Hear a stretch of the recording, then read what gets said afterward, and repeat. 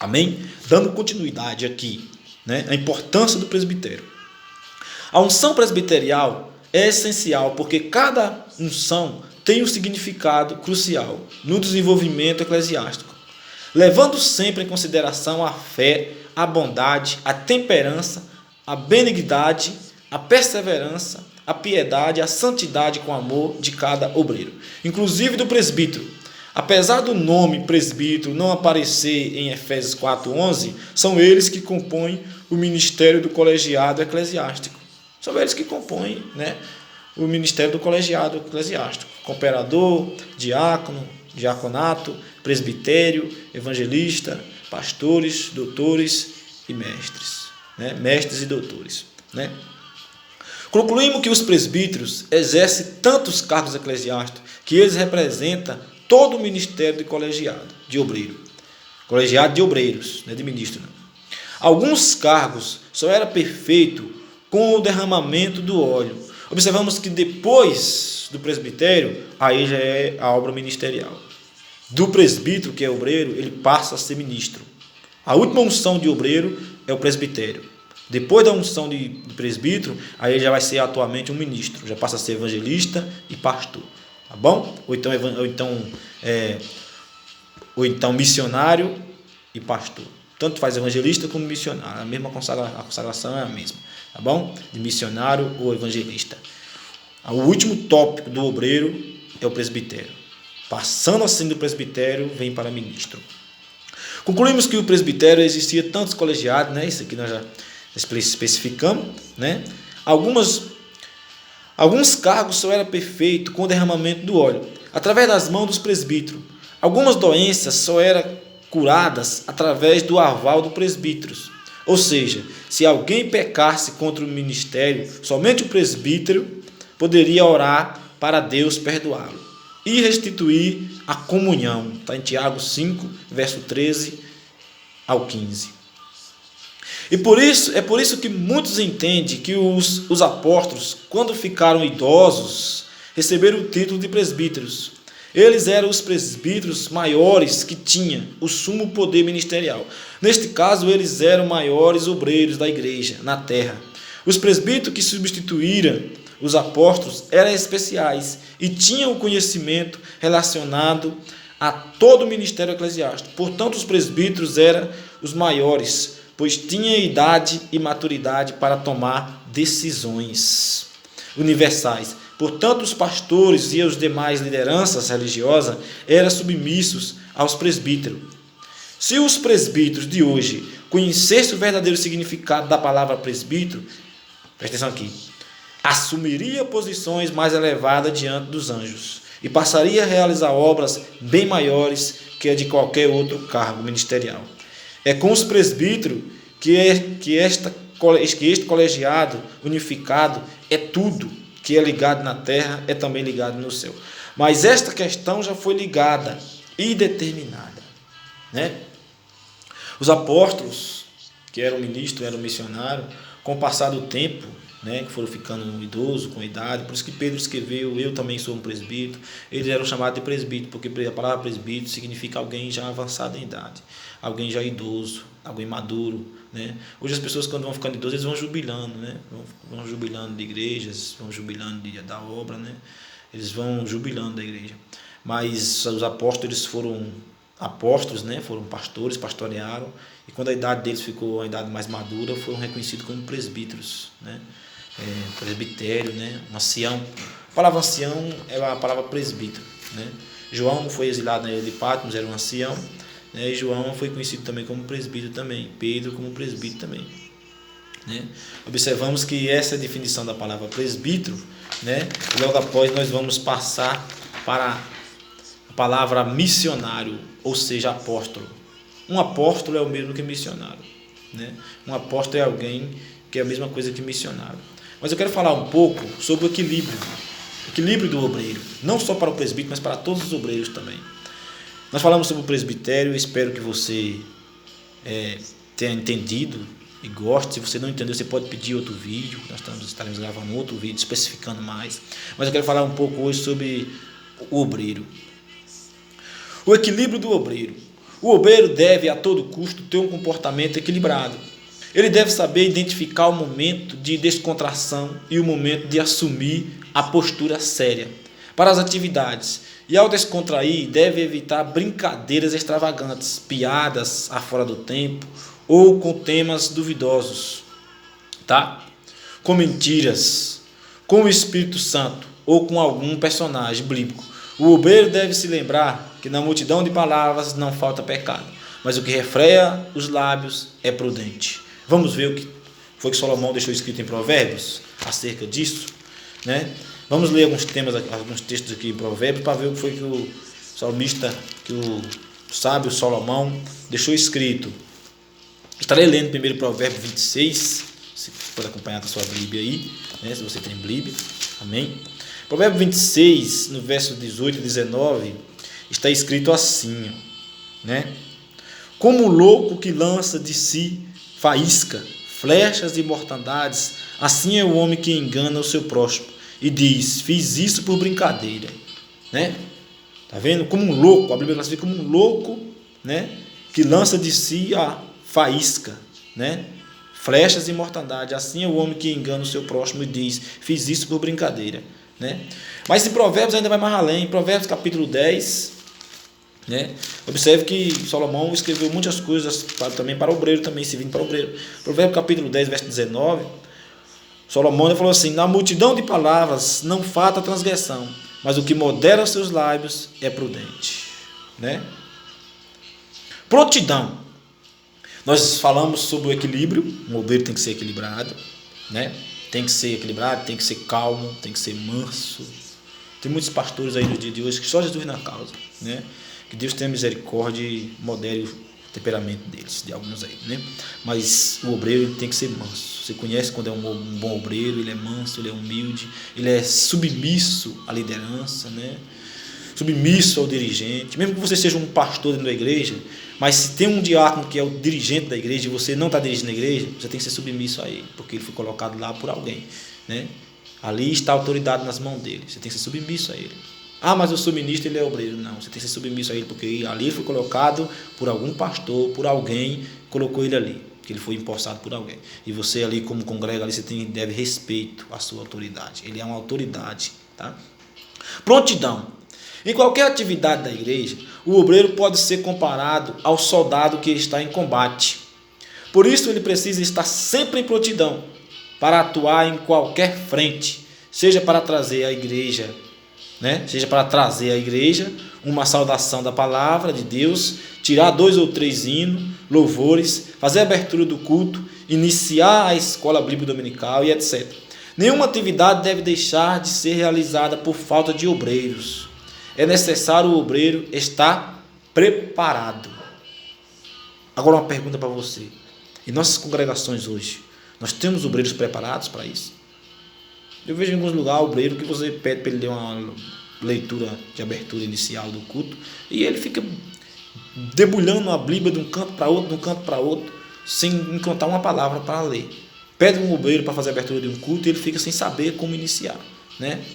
Então pede um obreiro para ministrar uma EBD, Escola Bíblica Dominical, e ele não sabe como iniciar, né? Essa é a prontidão do obreiro. O obreiro ele é necessário, né, estar sempre pronto, sempre preparado, né? Pedro também escreveu isso também, né? Que esteja apto, esteja pronto, né? Pontualidade. O requisito que rapidamente aparece no obreiro é a sua pontualidade. Na etiqueta secular, tolerar-se um atraso de no máximo 10 minutos, mas nas atividades da igreja, os obreiros devem sempre chegar antes que os membros, ainda que isso não tenha sido anunciado a alguns ministérios. Ainda que seu ministério não tenha falado, alguns ministérios não conheçam, mas os obreiros têm que chegar primeiro que os membros. Quando os membros chegarem lá, os obreiros já têm que estar lá, já posicionados já, tá? Essa é a obra de Deus. Elaborar a escala com 2 ou mais obreiros escalados para cada evento, para chegarem mais cedo, abrirem a porta, prepararem o som e etc.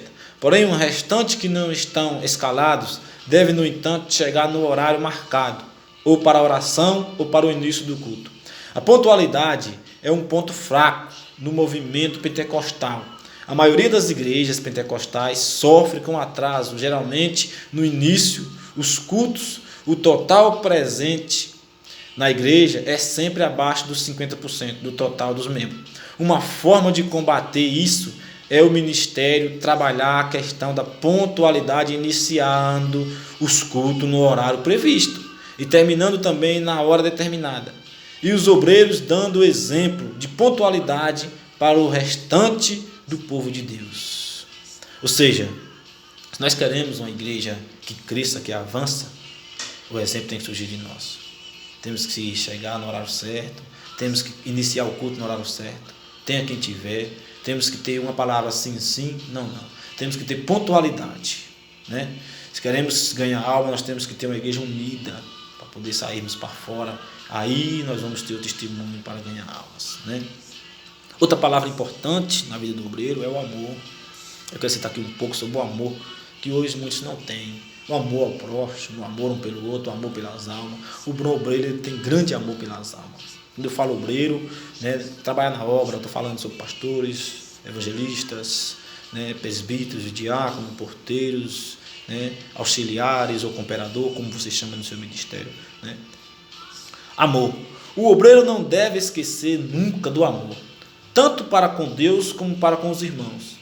E entre os próprios obreiros, é lamentável quando um obreiro busca o rápido crescimento ministerial e por conta disso toma atitudes que não estão nos padrões da palavra de Deus. A própria palavra do Senhor nos assegura que toda uma vida na obra pode ser perdida se não tiver amor. Viu? Toda uma vida, um longo período de vida seu, um longo ministério de obreiro que você exerceu, pode ser perdido se você não tiver o amor para com as almas, não tiver amor para o próximo, não tiver amor para o outro. Não tiver amor para cuidar de um caso específico, um caso que exige inteligência, sabedoria e amor. Se não tiver amor por aquilo ali, pode perder, né, tudo que você fez. Pode perder a sua própria alma. Está em 1 Coríntios capítulo 13, do verso 1 ao 3. É necessário que o obreiro se examine e procure dentro de si mesmo, né, os reais motivos que o levam a fazer a obra do Senhor. Encontramos muitos obreiros com longos anos de trabalho na obra e que são homens e mulheres usados pelo Senhor, mas que de repente se desvia ou desiste. Muitas das vezes o que motiva essas atitudes é o fato de eles estarem muito tempo na obra do Senhor por outras razões e não o amor às almas. E a obra do Senhor e a obra de Deus, ou seja, muitos obreiros que se desviam, o fato deles estar muito tempo lá na igreja, né, e sai do nada assim, né, é por outras razões, não é por amor a almas, né, ou por amor à obra de Deus. Eles não têm amor para com a alma, porque se tivesse amor não desviava, não saía. Ferida alguma tem poder, ferida alguma, prova nenhuma tem poder para te tirar da igreja, te afastar do evangelho, se você tiver amor pelas almas, se você tiver amor pela sua salvação. Pode vir as afrontas que for, pode vir as feridas que for, não tem poder para lhe afastar da igreja, não tem poder para fazer você parar de ir para os cultos, não tem poder para você sair e ir para o mundo, porque você ama a salvação e ama as almas, né? Agora você ficar aí procurando grupinho, não falo com o irmão fulano, não falo com a irmã fulano, você não é um obreiro, né? Você está se comportando como um ímpio. O obreiro, ele perdoa, o obreiro ele é perdoador, o obreiro ele ama, e quem ama dá tudo, nada pede em troca, né? Então essa é a característica de um obreiro. Mais uma vez, nós falamos sobre o obreiro, sobre equilíbrio, prontidão. Lembre desses tópicos: equilíbrio, prontidão, 2, pontualidade, 3, tá? E agora amor, né? 4. Nós falamos sobre 4 requisitos. Então, no decorrer da caminhada, ele se esfria no amor. Mateus 24, 12. No decorrer da caminhada de obreiro, ele vai se esfriando no amor, né? Aspectos funcionais. Vamos falar agora sobre os aspectos funcionais do culto. Direção do culto.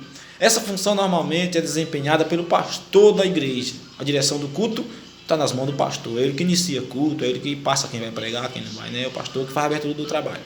Pelo pastor, exceto quando ele passa para um obreiro ou para um ministro também fazer a abertura do trabalho, que pode, ou até mesmo para um irmão, né? Dar início ao trabalho, né? Essa função normalmente é desempenhada pelo pastor da igreja, mas isso não quer dizer que nenhum diácono possa receber essa incumbência. Contudo, aquele que estiver na responsabilidade de dirigir o culto, seja por escala prévia ou por determinação pastoral imediata, deve observar os seguintes requisitos. Preste atenção. Está preparado para essa importante tarefa, mesmo que tenha sido pego de surpresa, não deve o obreiro estar despreparado. Você chamou o obreiro, quem vai pregar hoje? O obreiro falou, não, pastor, não pode pregar não. Estou despreparado hoje. Que tipo de obreiro é você? Né? Que não conhece Bíblia, que não estuda, que não ora, que não busca. Né? Seja sempre pronto, Né? Observar a liturgia do culto, que normalmente segue esta sequência simples: oração pelo início, louvor da harpa cristã ou outro hinário, palavra devocional ou introdutória, apresentação dos visitantes, distribuição de oportunidades, recolhimento dos dízimos e oferta, mensagem da palavra de Deus, anúncios e bênção apostólica. Com certeza, essa sequência litúrgica, né, não será a mesma em todas as denominações. Damos aqui somente uma base para a compreensão, tá? Para a palavra devocional, que é a palavra introdutória, o dirigente deve pedir que um irmão ou irmã ore por aquele que irá ler a palavra e passar, primeiro, antes da palavra devocional, pedir para alguém orar pelo aquele que vai trazer a palavra devocional e passar a oportunidade para este. É interessante que o irmão ou irmã, né, que fizer menção da palavra introdutória, seja o de maior ascendência funcional, um pastor, missionário ou evangelista, ou presbítero, e não deve ser o mesmo que ministrará a palavra na hora da pregação. É importante que seja um ministro que leia a palavra devocional, né? E ele não pode ser o mesmo, não será o mesmo, né, que irá ministrar a palavra na hora da pregação. Algumas igrejas põem o que vai ler a palavra devocional, mesmo que prega, outras não, né, vai do costume. Haverá um ou dois obreiros que conduzirão o culto. O responsável, que é o obreiro de maior ascendência funcional, e o dirigente do culto, que é o obreiro escalado para esse fim. Geralmente um obreiro faz às vezes de responsável e dirigente do culto. O dirigente pode a qualquer momento convocar a igreja para fazer uma oração específica, mas é imprescindível que se faça a oração pelo início, pela palavra devocional, recolhimento de dízimo e oferta, pelo pregador e pelo término. Ao entrar ao templo, algum obreiro com ascendência funcional ao dirigente e que seja do mesmo campo ministerial, este deve passar a direção do trabalho para aquele. Após a mensagem da palavra do Senhor, o dirigente do culto deve entregar a direção do trabalho para o responsável ou para aquele de maior ascendência funcional. Nas situações em que a direção do trabalho for entregue, né, a qualquer pastor do campo ou quando for feita a apresentação de algum pastor visitante, o dirigente deve pedir que a congregação fique de pé para tais procedimentos, né? É assim que se faz a obra. Amém? Louvado seja Deus. O dirigente deve evitar que o culto esfrie, ou seja, o ambiente do culto deve estar sempre numa atmosfera de adoração. Para isso é interessante que o dirigente anuncie com antecedência qual irmão ou grupo receberá a próxima oportunidade e pedir que um obreiro peça o respectivo, né, CD para a ministração do louvor. Isso para evitar aqueles momentos vagos. Enquanto o playback está sendo preparado, a apresentação dos visitantes deve ser feita pelo porteiro ou por algum obreiro encarregado destas anotações. Se houver apresentações de obreiro, esta deverá ser feita por algum presbítero ou pastor. Em muitas igrejas nós vemos invertido, nós vemos os pastores apresentando os visitantes, né? Mas na verdade, na liturgia do culto, a apresentação dos visitantes é feita pelo porteiro, né? O porteiro que faz ou aquele que receber. Amém? Que Deus te abençoe em nome de Jesus. Esse é mais um trabalho. Compartilhe, deixe seu like, seu inscrito. E ao seu pedido, estaremos gravando mais e mais vídeos para você. Amém? Sou o evangelista Valmir e que Deus abençoe a tua casa, a tua vida e ministério em nome de Jesus.